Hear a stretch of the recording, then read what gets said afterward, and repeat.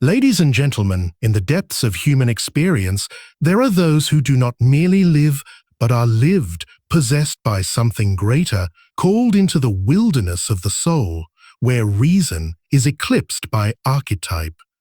These are the chosen ones, not elected by society, but summoned by the unconscious. And when such an individual is seized by the great work of inner transformation, even their sexuality, how almost instinctive, powerful force becomes strange, wild, and mythic. Let me share with you 5 unusual sexual behaviors often found among these chosen few, not as curiosities, but as symbols of a deeper psychic process. The chosen one does not fall in love with light alone. They are magnetized toward the dark mirror, the shadow. Erotic projections land not on safe, ideal partners, but on those who embody their forbidden self. In this unconscious intercourse, something ancient stirs. The desire to integrate what has been cast out. To love the shadow is to embrace the dragon guarding the treasure within. In the life of the chosen one, sexuality ceases to function merely as an instinctual or social drive. It becomes symbolic, an arena in which the deep unconscious plays out its primordial dramas. At the heart of this symbolic landscape lies a confrontation with the shadow, the disowned, repressed, or unlived aspects of the psyche. This confrontation is rarely a rational act. It unfolds as a mysterious erotic magnetism toward what society deems taboo, forbidden, or dangerous. Taboo. But beneath the surface of these apparent perversions lies something far older and more essential, a sacred union between the conscious self and its opposite. The shadow is not simply a container of moral failings or shameful urges. It is also a repository of vital energies and creative potentials that have been excluded from the ego's self-image. For the chosen one, who is often seized by the archetypal task of individuation, the call to unite with the shadow does not come as theory or philosophical insight. It comes through longing, obsession, and attraction to the one who embodies everything they believe they are not allowed to be. This attraction may manifest as intense love for someone dangerous, chaotic, or socially unacceptable. The shadow object is often projected onto figures that hold emotional charge: the addict, the criminal, the older authority, the taboo lover, the spiritual adversary. These figures serve as mirrors, not of the ego's desires, but of the self's demand for integration. The sexual energy involved is not random. It is psychic libido pushing the chosen toward wholeness through symbolic intercourse with their own darkness. This union may begin in dreams, archetypal sexual encounters with figures that disturb and arouse in equal measure. These nocturnal episodes are not mere fantasy. They are communication from the unconscious attempting to bridge the gap between the split self and its shadow twin. The chosen one might find themselves haunted by images of seduction involving morally ambiguous figures: the witch, the thief, the beast, the outcast. Such dreams are sacred invitations to turn inward, to acknowledge that the true source of the arousal is not the external image, but the hidden parts of themselves those images represent. In the waking world, these dynamics often lead to real-life entanglements that seem irrational, dangerous, or doomed. From the outside, they appear self-destructive, even pathological. But from a symbolic perspective, these unions carry meaning far beyond the literal.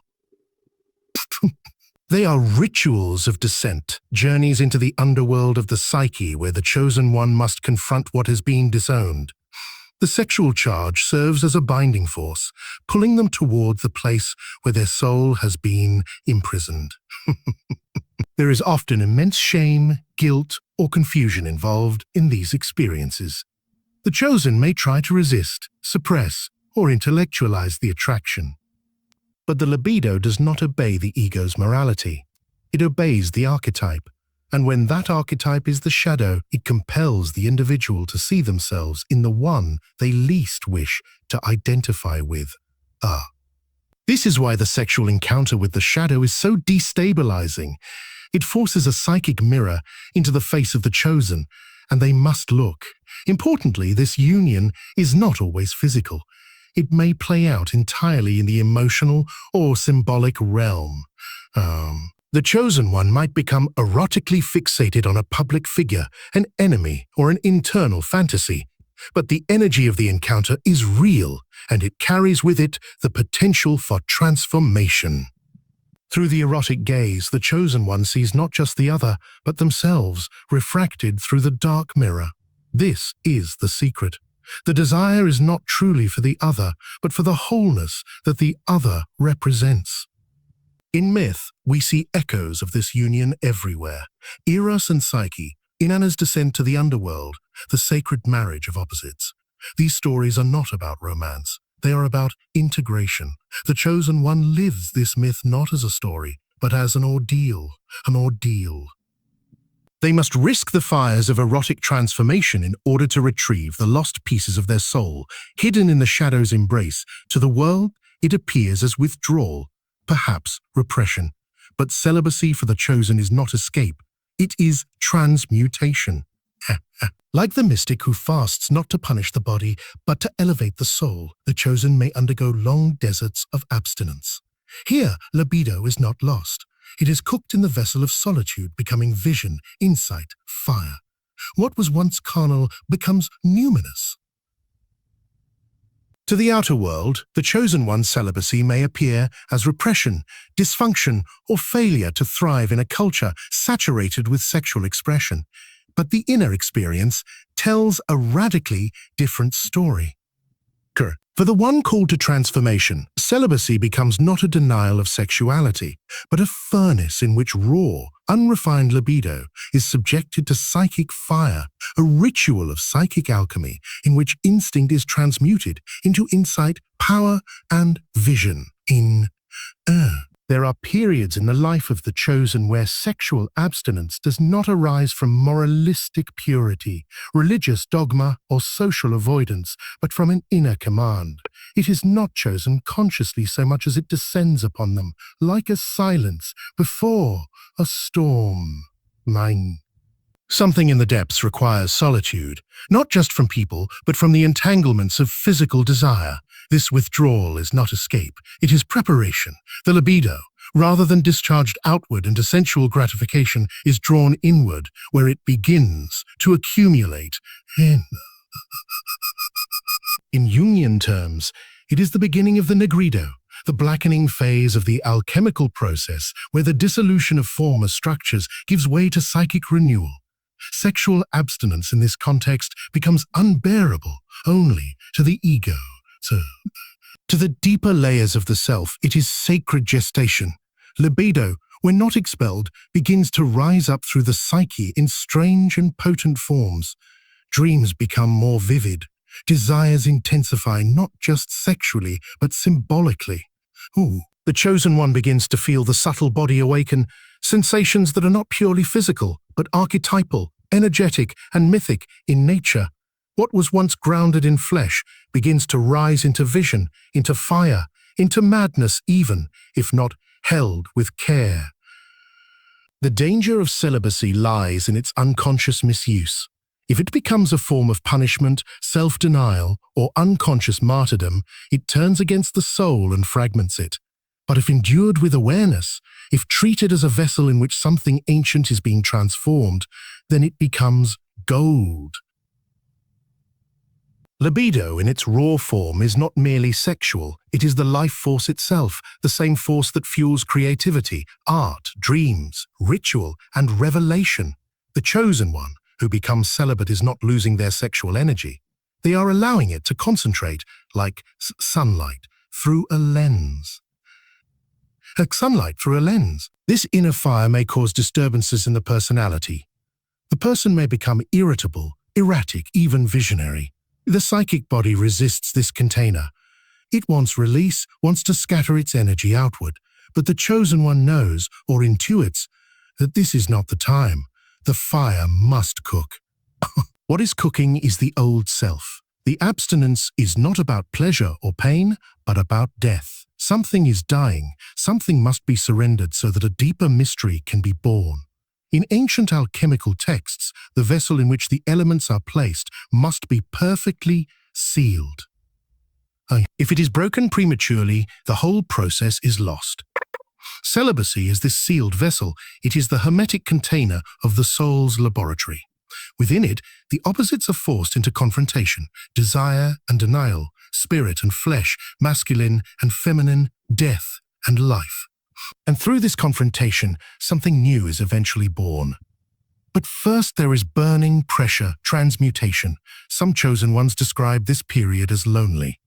Not in the emotional sense, but in the metaphysical. There is a stripping away of contact, not just with others, but with the familiar. The libido has become sacred and thus inaccessible to the ordinary. No one can touch them because they are being held by the archetype. Their body becomes temple, but not yet inhabited. The divine waits until the fire has done its work. In this space, strange phenomena may occur: sexual dreams, synchronicities, sudden bursts of creativity, or even spiritual visitations. These are not distractions. They are the signals that the fire is active. The chosen one becomes a crucible in which the instincts are not annihilated, but distilled. They are not celibate because they have transcended desire. They are celibate because desire has become too sacred to be spent casually. Something else is trying to emerge. Something that requires the full intensity of the unbroken flame. They dream of a woman who does not exist, or a man with a voice like thunder. The chosen often fall under the spell of the anima, or animus, the psychic image of the opposite within. This inner lover seduces them in waking fantasies, in dreams, in irrational pursuits. It is not the other they desire, but their own soul, projected onto flesh. This obsession is not madness. It is the soul's attempt to awaken. The chosen one is rarely obsessed with real people in the ordinary sense.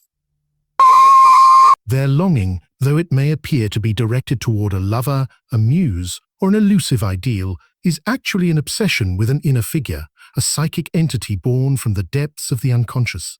This inner figure is not fantasy. It is archetype. It is the anima in the man, the animus in the woman. It is the soul's opposite, the inner beloved, and when it emerges, it does not knock gently. It arrives as a storm, seductive, consuming, maddening. This is not ordinary infatuation. The erotic obsession with the inner other does not obey logic. It grips the soul like myth. One is drawn to a person not for who they are, but because they carry the face of something ancient, something already known. The chosen one might find themselves unable to forget someone they barely know, or hopelessly attached to someone who brings only pain. But underneath the dysfunction is a psychic drama. The ego is attempting to unite with the soul's image of completion. The anima or animus is not merely a gendered fantasy. It is the carrier of the unconscious, the gatekeeper to deeper realities. When it erupts into consciousness, it does so through projection. The chosen one sees the divine other in the human form, often idealizing them to impossible extremes or demonizing them when they fall short. The emotional intensity is unbearable because it is not about the external person.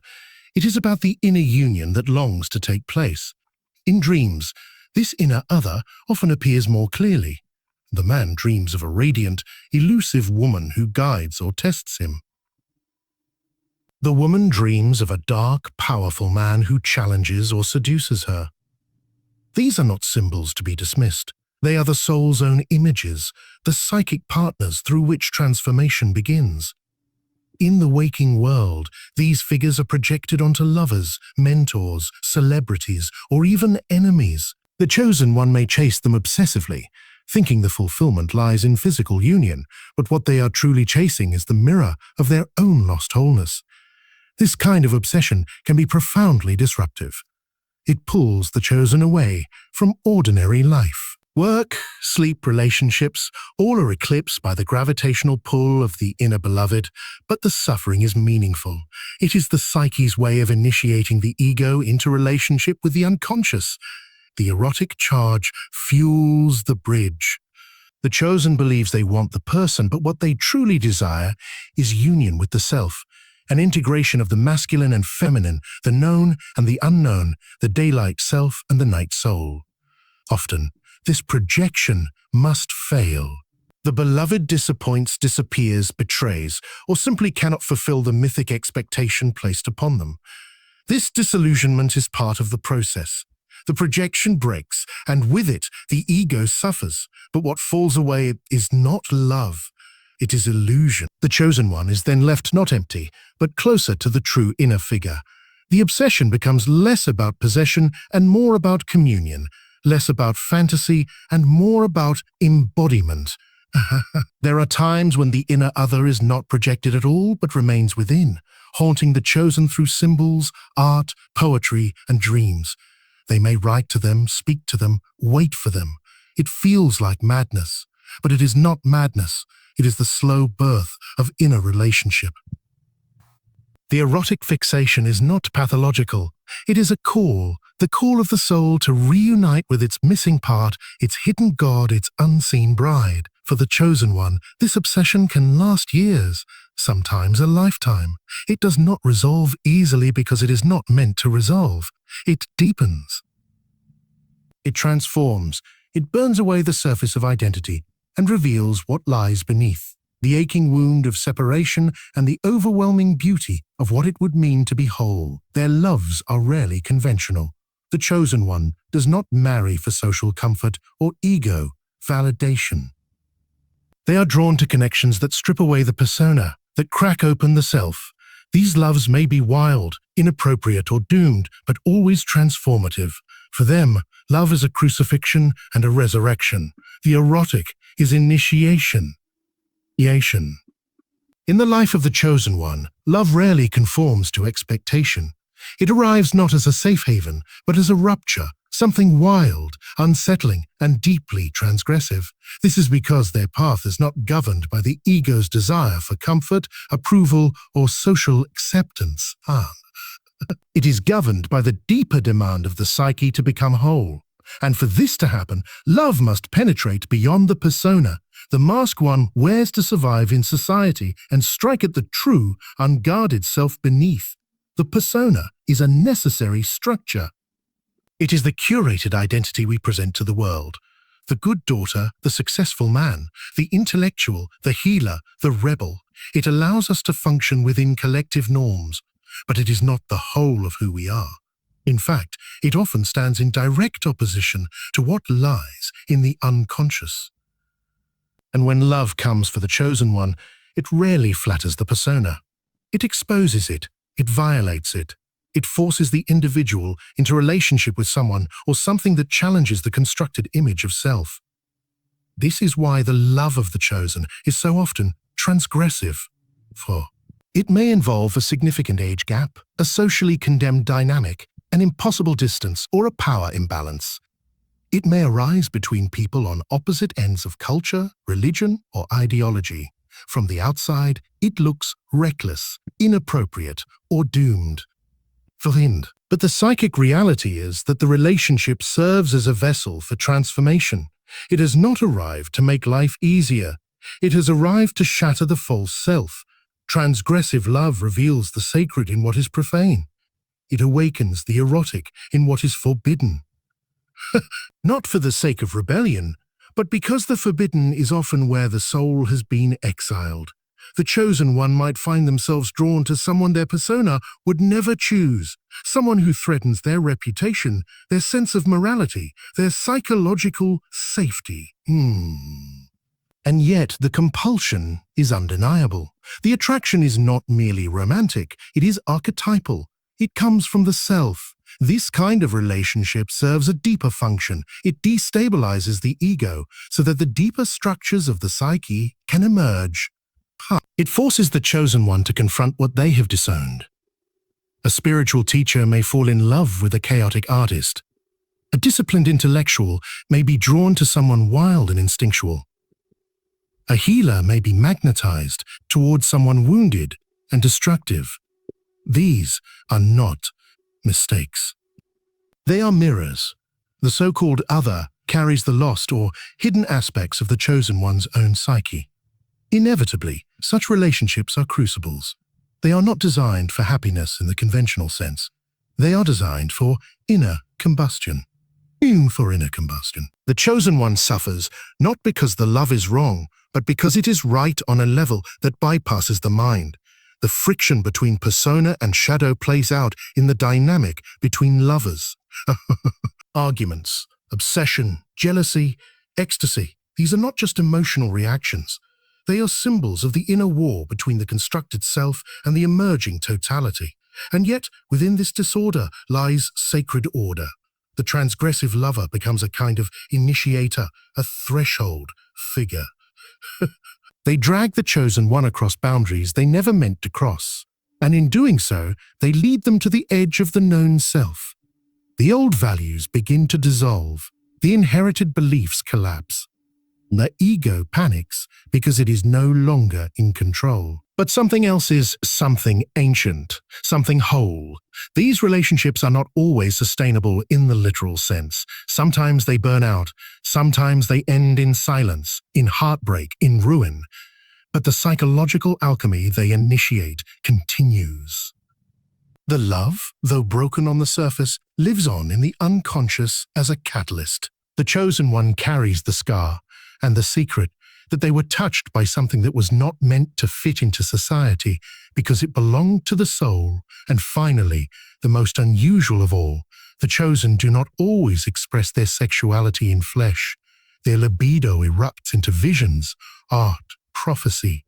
Their sexual energy feeds the myth-making engine of the psyche.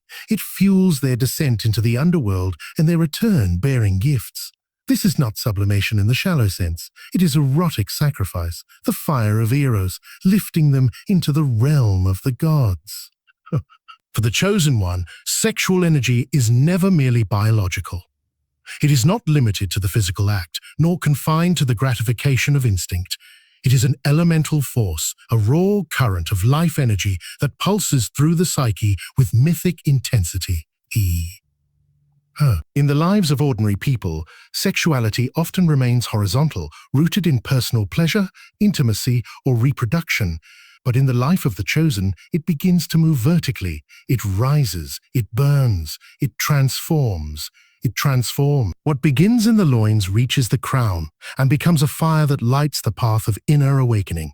Sexual energy, libido in its deepest form, is not neutral. It is the carrier of symbols, the fuel of archetypes, the substance out of which both dreams and demons are made. When the chosen one's libido is activated, it does not simply seek another body. It seeks meaning. It seeks myth. The sexual longing they feel is not just for union with another. It is for union with the transcendent, with the lost god, the sleeping goddess, the eternal mystery buried deep within the soul. The body becomes the gateway to the numinous. This transformation of Eros into symbolic fire often begins in solitude. There may be no external lover. Instead, the libido circles inward, feeding images, fantasies, dreams, and creative visions. The chosen one may experience a sudden surge of energy, an erotic tension that does not discharge through intercourse but accumulates, intensifies, and begins to shape itself into expression. The painter begins to paint compulsively. The writer channels mythic stories. The mystic enters altered states. These acts are not hobbies or talents. They are sacred compensations. The unspent sexual energy has found another way to be born. Often, this transformation is painful. The psyche resists. The ego may attempt to repress the sexual current, afraid of its intensity, or may try to reduce it to personal lust. But something deeper is at work. The libido of the chosen one is not simply personal, it is archetypal. It belongs not just to the individual, but to the collective, unconscious. It is the same energy that animated Dionysus, that moved through the visions of shamans, that shook the bodies of mystics in ecstasy. To feel it is to be called, to be chosen for a work that goes beyond the personal story. In Jungian language, this is the process of sublimation, not as suppression, but as elevation. The raw instinct is lifted, reformed, and redirected toward a higher aim. But unlike moralistic or puritanical understandings, this sublimation does not kill desire. It magnifies it. It magnifies it. The sexual becomes spiritual. The spiritual becomes erotic. The chosen one finds themselves burning for something they cannot name, aching for something no human body can satisfy. And in that ache, they begin to listen. Something speaks through the fire. Something ancient. Something sacred. This is why many chosen ones are drawn to the arts, to ritual, to mysticism, to depth psychology. These are the forms capable of holding such intensity. Without these containers, the libido becomes too much, exploding outward as addiction, obsession, or mania. But when held within a symbolic framework, it becomes power. The sexual energy, instead of being spent, is invested into symbols, into beauty, into truth. The act of creation becomes an act of union. The pen becomes phallus. The canvas becomes skin. The ritual becomes intercourse with the divine. Sometimes this inner fire is triggered by a relationship, sometimes by loss, sometimes by a dream that won't let go. But once awakened, it cannot be forgotten. The chosen one begins to live differently, not guided by egoic will, but pulled forward by the energy of eros itself. This is not desire in the ordinary sense. It is desire as destiny. The libido no longer seeks satisfaction. It seeks revelation. The sexual force becomes a call to descend into the underworld and return bearing wisdom. It becomes the chariot of myth, the language of archetypes, the voice of the soul crying out for wholeness across time, across lifetimes, across the veil between the worlds.